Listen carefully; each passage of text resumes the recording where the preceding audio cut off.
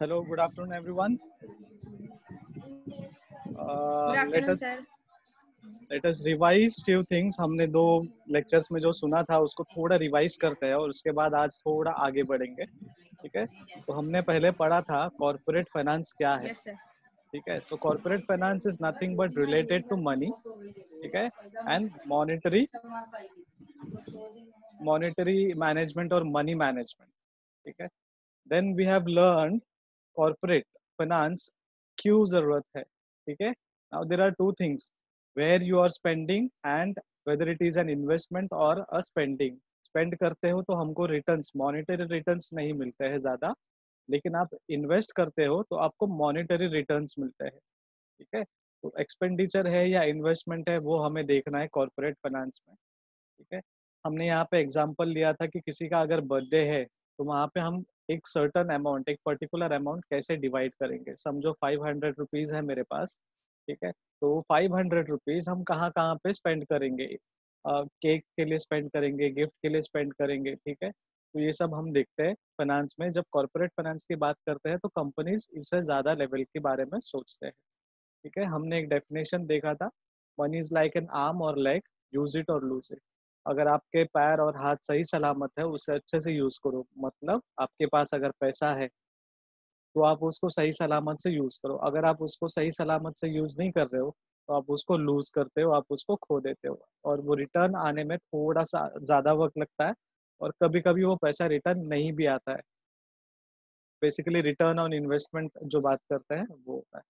ठीक है, तो हमने कॉर्पोरेट फाइनेंस को दो इसमें डिवाइड किया था कि कॉर्पोरेट क्या है और फाइनेंस क्या है। कॉर्पोरेट सिर्फ एक ऑर्गेनाइजेशन है, बिजनेस का है जो ऑपरेशंस रन करती है, उनके कोर बिजनेस है वो। ठीक है, और वो लीगल एंटिटी है, एक सर्टन ग्रुप ऑफ लोग वहाँ पे बैठते हैं और कंपनी को गाइड करते हैं कि हमें इस तरीके से काम करना है और XYZ मेथड से हमें लोगों तक सर्विस या प्रोडक्ट पहुंचानी है।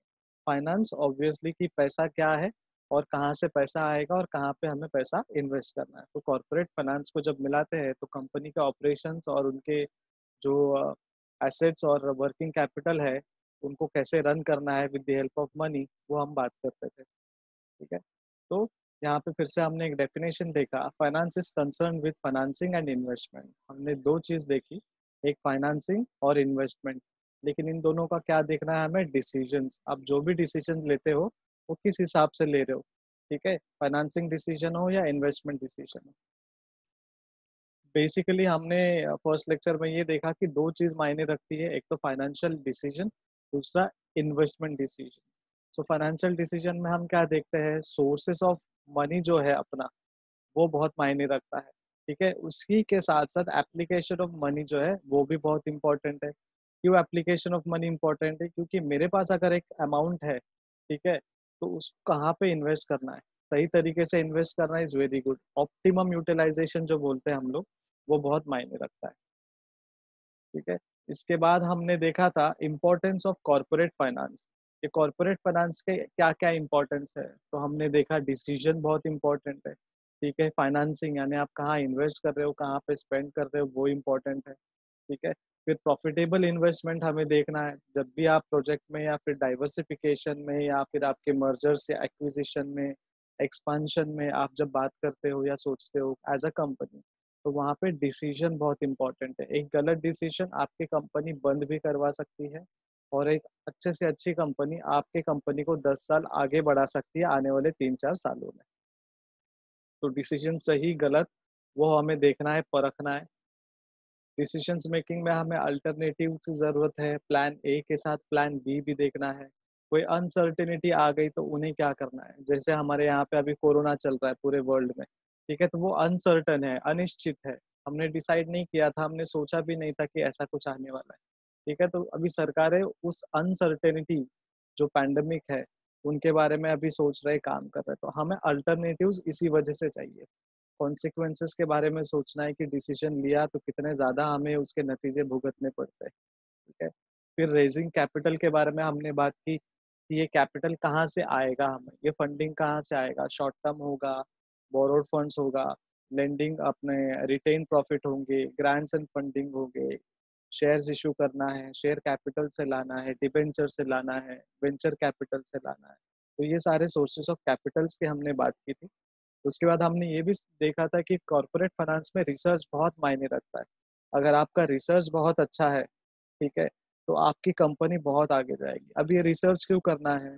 समझिए मुझे कोई कॉलेज में एडमिशन लेना है, तो मुझे ये देखना पड़ेगा कि कॉलेज में इंफ्रास्ट्रक्चर कैसा है, लाइब्रेरी फैसिलिटीज़ कैसी है, अगर हमारी आफ्टरनून कॉलेज है तो हमें कैंटीन फैसिलिटीज़ है क्या? क्योंकि 9 टू 5 कोई कॉलेज होता है, 12 टू 6 कोई कॉलेजेस होते हैं। तो जैसे हम हमारे पर्सनल लाइफ में, सोशल लाइफ में रिसर्च करते हैं, वैसे ही कॉर्पोरेट्स को रिसर्च करना बहुत मायने रखता है। ठीक है, हज़ारों करोड़ों रुपए जब इन्वेस्ट करते हैं, तो आपको फूँक-फूँक के कदम रखना है और इसी वजह से रिसर्च बहुत इम्पोर्टेंट है। अब ये रिसर्च किन-किन चीज़ों में होगा? आपके ब्रांडिंग्स में होगा, आपके मार्केटिंग में होगा, आपके बिज़नेस में होगा। प्लानिंग जो करते हैं, वो भी हमें रिसर्च बेस्ड प्लान करना है, ठीक है? हमें जो भी सॉल्यूशंस निकालना है, वो भी रिसर्च बेस्ड सॉल्यूशन निकालना है। मतलब जो भी काम करते हैं, सोच समझ कर के रिसर्च के साथ हमें काम करना है। ठीक है? तो हमने ये भी देखा कि smoothness of business is important. अगर आपका बिज़नेस ऑपरेशन स्मूथ रहेगा, तो आपकी ऑर्गनाइज़ेशन चलेगी। हमने एग्ज़ाम्पल लिया था कि अभी कोरोना पैंडेमिक चल रहा है, तो हमारे घर में फाइनेंसेस की बहुत कमी है, सोर्सेज़ ऑफ इनकम थोड़ा कम हो गया है। तो क्या हमारी फैमिली स्मूथ रन कर रही है? ठीक है? तो वो कर रही है तो वेल एंड गुड, अगर नहीं कर रही है तो वैसे ही सिचुएशन ऑर्गनाइज़ेशंस को भी आती है। ठीक है? उसके बाद हमने ये बात की थी कि कोऑर्डिनेशन बहुत ज़रूरी है अलग-अलग डिपार्टमेंट्स में।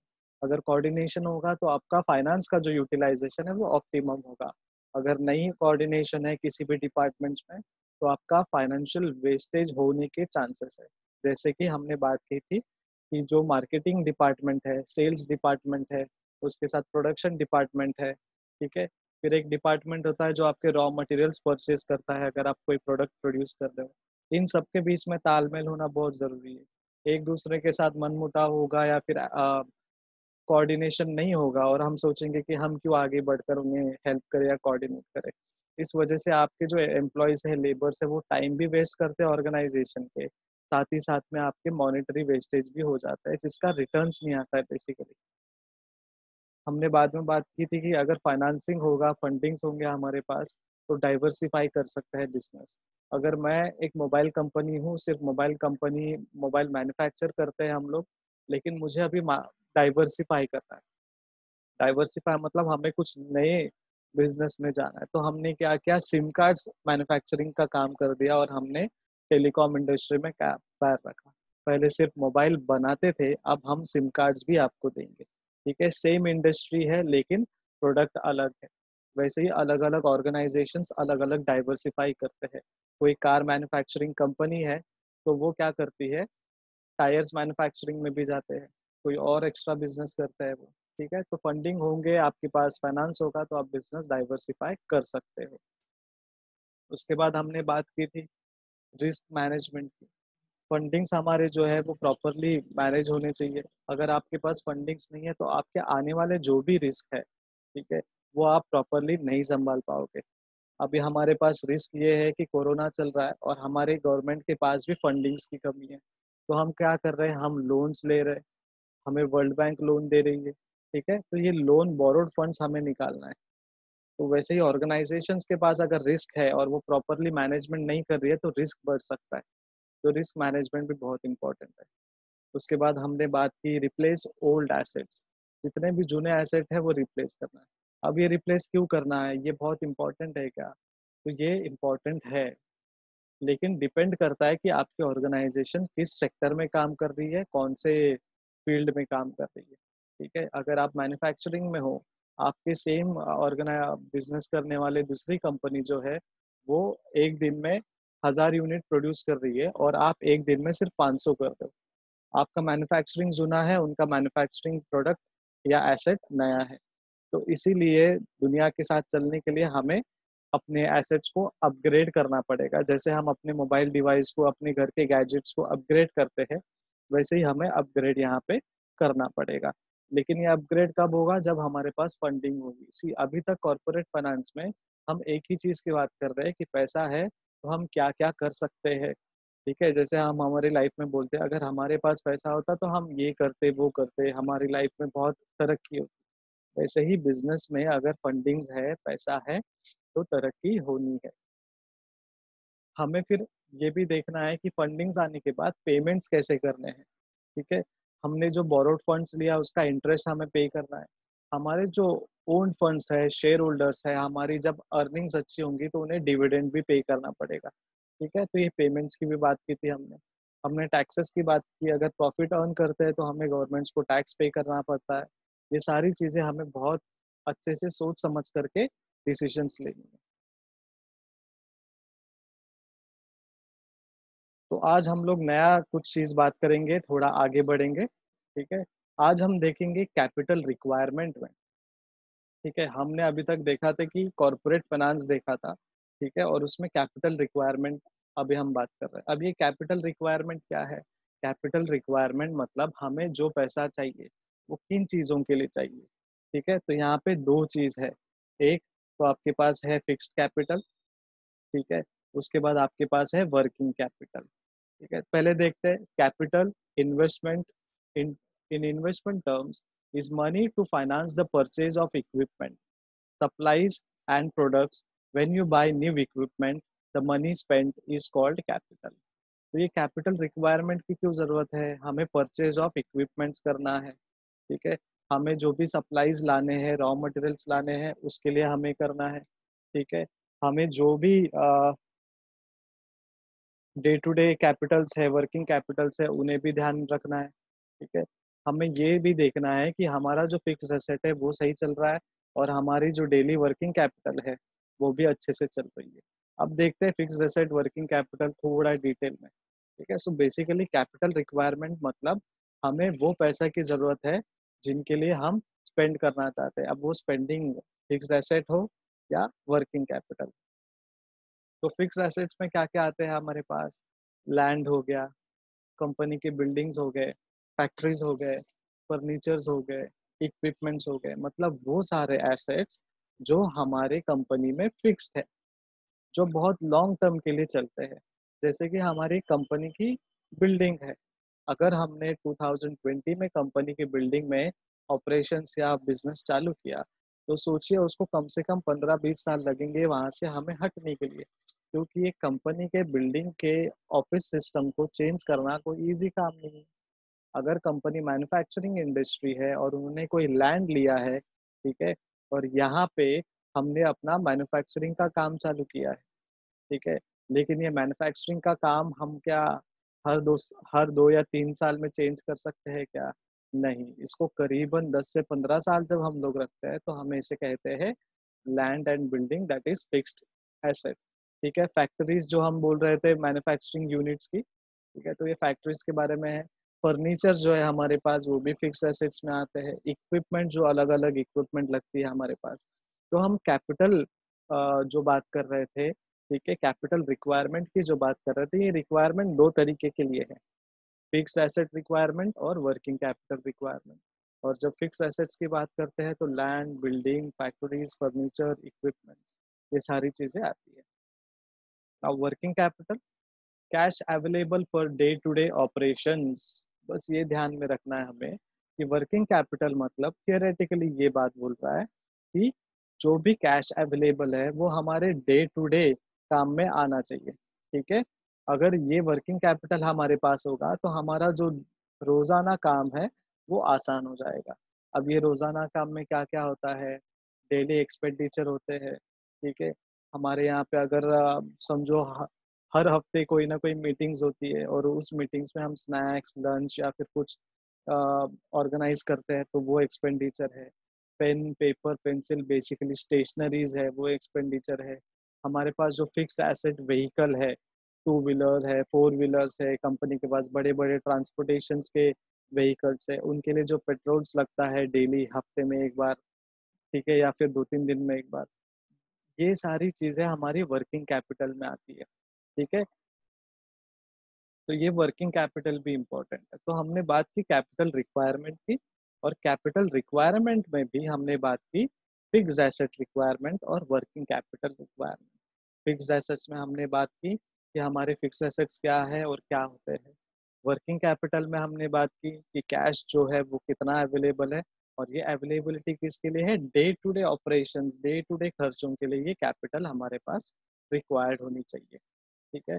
अब बात करेंगे factors affecting fixed capital requirement. अब ये जो फिक्स्ड कैपिटल है हमारे पास, ठीक है, इसकी रिक्वायरमेंट क्यों है, हमें ये फिक्स्ड कैपिटल के बारे में क्यों सोचना है, और ये फिक्स्ड कैपिटल किन किन चीज़ों पे इफेक्ट करता है। तो सबसे पहले हमारे पास नेचर ऑफ बिजनेस। ठीक है, ये जो बिजनेस का नेचर है उस हिसाब से हमें कैपिटल की ज़रूरत होती है।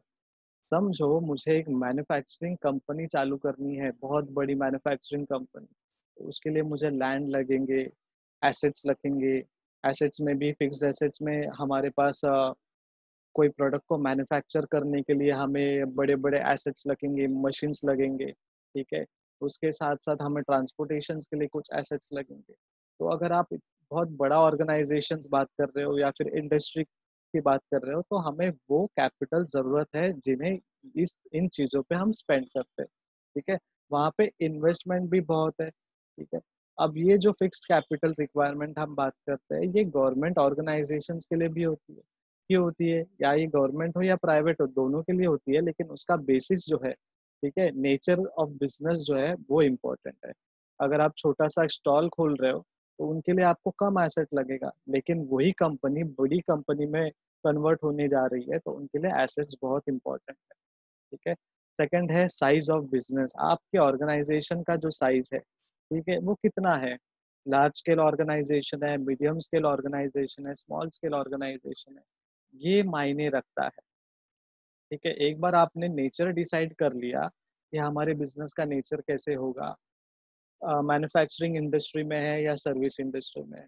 अब सर्विस इंडस्ट्री में या मैन्युफैक्चरिंग इंडस्ट्री में भी लार्ज स्केल इंडस्ट्री है, मीडियम स्केल इंडस्ट्री है या स्मॉल स्केल इंडस्ट्री है। अगर स्मॉल स्केल इंडस्ट्री है तो एक्सपेंडिचर कम होंगे, लार्ज स्केल इंडस्ट्री है तो एक्सपेंडिचर ज़्यादा होंगे, और मीडियम स्केल इंडस्ट्री है तो एक्सपेंडिचर मॉडरेट होंगे उनके रिक्वायरमेंट के हिसाब से। ठीक है, अब ये हो गए 2 चीज़, लेकिन इसके बाद एक और चीज़ हम देखना पड़ता है, वो है स्कोप ऑफ बिजनेस। ठीक है, ये जो फर्म्स है, ठीक है, ये कौन से काम में जा रहा है, ये प्रोडक्शन में जाएंगे या डिस्ट्रीब्यूशन में जाएंगे। ठीक है, कुछ ऐसे ऑर्गेनाइजेशन है जो ना प्रोडक्शन में जाते हैं ना सर्विस में जाते हैं, उनका काम सिर्फ डिस्ट्रीब्यूशन होता है। ठीक है, तो firms which are form to carry production और डिस्ट्रीब्यूशन ऑन लार्ज स्केल, मतलब आप कितने लार्ज स्केल में काम करते हो, वो आपका स्कोप है। ठीक है, फॉर इजी अंडरस्टैंडिंग, हम आफ्टर 10th हमारे पेरेंट्स जब 11-12 के एडमिशन्स के बारे में बात करते थे, तो टीचर्स या फिर उनके दोस्तों के साथ यही पूछते थे, ये कोर्स करने के बाद स्कोप क्या है? आगे कहाँ तक बढ़ेंगे हम लोग? कितने बड़े बनेंगे?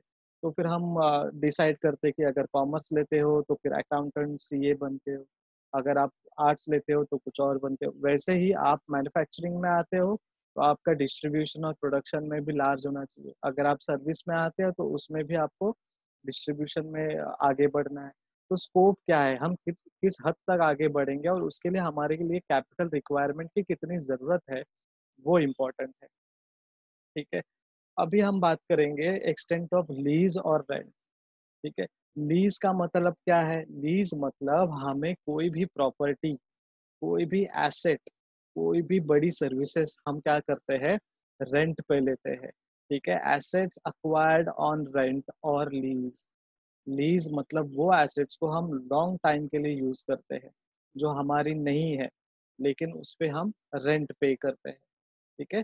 फॉर एग्ज़ाम्पल अगर हम लोग अ, कंस्ट्रक्शन बिज़नेस में हैं, हम बिल्डिंग्स कंस्ट्रक्ट करते हैं, ठीक है? लेकिन हम साल में 1 या 2 सोसाइटीज़, कॉम्प्लेक्स या फिर बिल्डिंग्स हम कंस्ट्रक्ट करते हैं, ठीक है?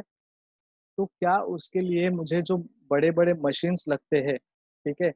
सबसे अच्छा मशीन जो है जेसीबी, हम लोग सब जानते हैं। तो ये जो जेसीबी मशीन है, ठीक है? वो क्या हम एक्वायर कर लें, हमारे साल में 1-2 बार जो बिल्डिंग्स बनती है उसमें। अब वो मशीन परचेज़ करने के लिए बहुत कैपिटल लगता है। क्या उतना कैपिटल हम स्पेंड करना चाहते हैं? तो कंपेयर करेंगे, अगर वो रेंट पे लेंगे तो कितना कैपिटल लगेगा और वो परचेज़ करेंगे तो कितना कैपिटल लगेगा।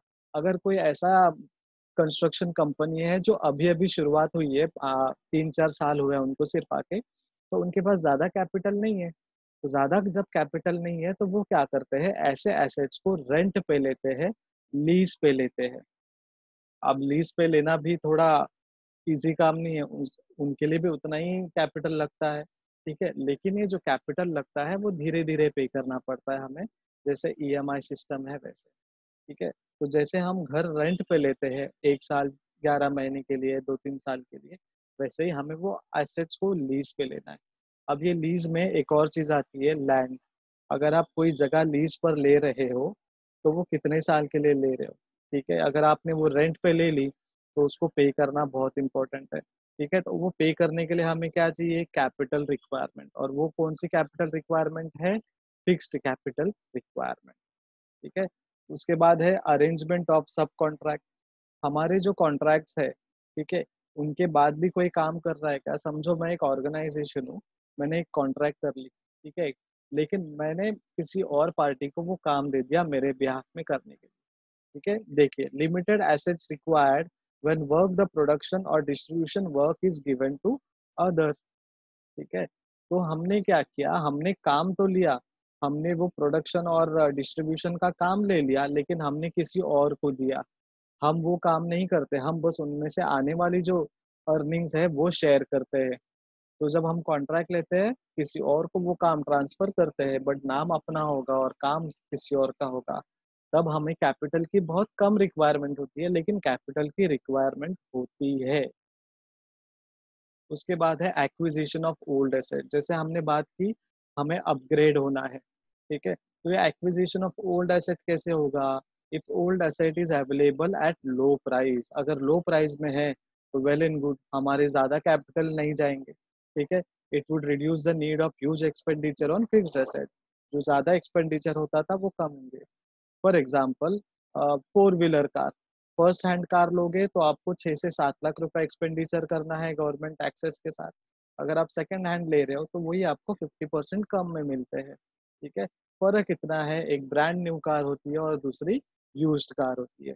वैसे ही यहाँ पे जब एसेट्स है, ब्रांड न्यू एसेट लेते हो तो कॉस्ट ज़्यादा है, लेकिन वही यूज्ड एसेट है बट वेल मेंटेन्ड एसेट है, उसको हम आने वाले 5 से 10 साल में यूज़ कर सकते हैं, ऐसे कंडीशन में है। तो वो एक्विज़िशन करने के लिए हमें बहुत अच्छे डिसीज़न्स माने जाते हैं, क्योंकि यहाँ पे कैपिटल रिक्वायरमेंट जो है वो बहुत कम होते हैं as compare to the new product और फ्रेश प्रोडक्ट। उसके बाद एक और चीज़ है, acquisition of asset on concessional rate. अब ये क्या है कंसेशनल रेट? जो ओल्ड एसेट है वो तो यूज्ड एसेट है। अब ये जो कंसेशनल रेट की बात कर रहे हैं हम लोग, ये फ्रेश एसेट्स की बात कर रहे हो या फर्स्ट हैंड एसेट की बात कर रहे हैं, ठीक है? अब देखिए कोरोना चल रहा है, अब बहुत सारे ऐसे ऑर्गनाइज़ेशन हैं जो आपको डिस्काउंटेड प्राइस में उनके प्रोडक्ट सेल कर सकते हैं, ठीक है? कर सकते हैं। क्यों? क्योंकि इतने दिन, इतने महीने 1, 2, 3 महीने जो है उनका सेल्स नहीं था। अब सेल्स को बूस्ट करना है तो लोगों को कुछ डिस्काउंट तो देना पड़ेगा। अब वो जब डिस्काउंट देते हैं, वो डिस्काउंट को हम बोलते हैं कंसेशनल रेट। अगर 6 लाख की फ़ोर व्हीलर है, वो आपको 5 लाख में दे रहे हैं विथ सम एडिशनल बेनिफिट, तो हम लोग जाएँगे, लेंगे। वैसे भी लेना ही था, ऐसे भी हमें बेनिफिशियल है, ठीक है? लेकिन कुछ लोग ऐसे होते हैं, अगर कंसेशंस देंगे तो वो ज़रूर लेते हैं। जैसे डिस्काउंटेड सेल्स रहता है, ठीक है? तो वो इम्पोर्टेंट है, जब हम एसेट्स को एक्वायर करते हैं एक सर्टेन कंसेशन रेट में या डिस्काउंट में, ठीक है? जो हमारे बजट में भी आते हैं। तो वहाँ पे कैपिटल रिक्वायरमेंट की ज़रूरत है, लेकिन उतना नहीं जो मार्केट वैल्यू है, मार्केट वैल्यू से थोड़ा कम है। फिर कैपिटल रिक्वायरमेंट क्यों अफ़ेक्ट करता है? एक इंटरनेशनल कंडीशन जो है, उसके वजह से भी कैपिटल रिक्वायरमेंट इफ़ेक्ट करता है। ये इंटरनेशनल कंडीशंस क्या होती है? सोशल, पॉलिटिकल, इकोनॉमिकल और बहुत सारे दूसरे फैक्टर्स होते हैं। ये फैक्टर्स में हम एक क्या बोलते हैं, ज्योग्राफिकल फैक्टर्स भी डाल सकते हैं। जैसे अभी हमारे पास कोरोना चल रहा है पूरे वर्ल्ड वाइड में, हमारे कंट्री में है, ठीक है? तो ये इंटरनेशनल कंडीशन है, किसी एक राष्ट्र में नहीं है, किसी एक देश में नहीं है, सब जगह है। तो यहाँ पे क्या कर सकते हैं हम लोग, जो कैपिटल रिक्वायरमेंट है पूरे देश को है, पूरे अब जितने भी वर्ल्ड में कंट्रीज़ हैं उन सबको है। तो यहाँ पे देखना है कि ये फंडिंग्स आएँगे कहाँ से अभी? कैपिटल रिक्वायरमेंट फुलफिल कैसे होंगे। तो ऐसे मौके में गवर्नमेंट्स आगे बढ़ती है और हमें लोन्स देने के लिए हाथ बढ़ाती है और हमें लोन्स देने के लिए नए नए ऑप्शंस दिए जाते हैं। ठीक है, तो जब इंटरनेशनल कंडीशन अच्छी है तो हम कहीं और से बोरो कर सकते हैं, लेकिन इंटरनेशनल कंडीशन अच्छी नहीं है तो भी बोरो कर सकते हैं, लेकिन वहाँ पे चार्जेस जो है बोरो करने के थोड़े ज़्यादा रहते हैं। तो ये फैक्टर अफेक्ट करता है हमारे कैपिटल रिक्वायरमेंट। फिर देखना है ट्रेंड इन इकोनॉमी। इकोनॉमी का ट्रेंड कैसे है, ठीक है। इन्वेस्टमेंट फिक्स्ड एसेट्स में करना अच्छा है, नहीं है। कोई ऑर्गेनाइजेशन है जो कंस्ट्रक्शन या फिर एसेट डेवलपमेंट में काम करती है, ठीक है, बिल्डिंग कंस्ट्रक्शन करती है, लेकिन इकोनॉमी का ऐसा ट्रेंड है कि आने वाले 10 सालों में लोग घर परचेज नहीं करेंगे, ऐसा रिसर्च बोलता है, इकोनॉमी बोलता है फॉर एग्जांपल। ठीक है, तो क्या ये इंडस्ट्री के लिए अच्छी खबर है? नहीं, तो उन्हें कुछ ना कुछ ऑप्शन ढूंढना पड़ेगा डाइवर्सिफाई करने के लिए, लेकिन वो बिजनेस डाइवर्सिफाई करने के लिए भी हमें कैपिटल की जरूरत है। ठीक है, तो फिक्स एसेट्स में इन्वेस्ट करना है, नहीं करना है, क्या इकोनॉमिकल कंडीशन फेवरेबल है, नहीं है, ये ट्रेंड हमें जानना जरूरी है। तभी जाके हम कैपिटल अक्वायर कर सकते हैं और कैपिटल रिक्वायरमेंट कितना है उस बारे में हम सोच सकते हैं। तो ये जो नेचर ऑफ बिजनेस है, तो उसके बाद पॉपुलेशन ट्रेंड है, consumer preference and competitive factor. Population trend जैसे हमने बात की थी इकोनॉमी में कि आने वाले 10 सालों में लोग परचेस करेंगे, नहीं करेंगे। ठीक है, उसके बाद consumer preference and competitive factor. Consumer का क्या प्रेफरेंस है और कॉम्पिटिशन कैसे है, लोगों को क्या प्रोडक्ट चाहिए, लोगों के टेस्ट एंड प्रेफरेंसेस क्या है और कंपटीशन कैसा है मार्केट में। ठीक है, वो देखना है। अब ये एक देखिए मैन्युफैक्चरिंग इंडस्ट्री है। अब देखिए नेचर ऑफ बिजनेस मैन्युफैक्चरिंग, उसके लिए इतना बड़ा कंस्ट्रक्शन खड़ा करना है तो कैपिटल रिक्वायरमेंट है। Size of business is huge, ठीक है, बहुत बड़ी ऑर्गेनाइजेशन है, तो उनके लिए आप देख सकते हैं बहुत सारे बिल्डिंग्स हमने यहाँ पे खड़े किए, सबको अलग अलग नाम दिए जाते हैं, पार्किंग लॉट्स है, रोड्स है, बसेस है, एसेट्स है। ठीक है, स्कोप ऑफ बिजनेस भी बहुत बड़ा है। एक्सटेंट ऑफ लीज और रेंट, अगर ये हमारी खुद की प्रॉपर्टी है तो अच्छी बात है, लेकिन अगर लीज और रेंट है तो उनके लिए भी कैपिटल एक्स्ट्रा लगेगा। ठीक है, सब कॉन्ट्रैक्ट्स अगर यहाँ पर कोई काम कर रहा है तो उनके लिए भी एसेट्स लगेगा। अगर ओल्ड एसेट्स को अक्वायर कर रहे हैं, ये अगर किसी और की जमीन है, किसी और का इंडस्ट्री है और उसको अक्वायर कर रहा है तो कैपिटल कम लगेगा। ठीक है, लेकिन ये फ्रेश ऑर्गेनाइजेशन है कि कोई कंपनी को कंटिन्यू नहीं करना है बिजनेस, तो वो कंसेशनल रेट पे भी हमें सेल कर सकती है।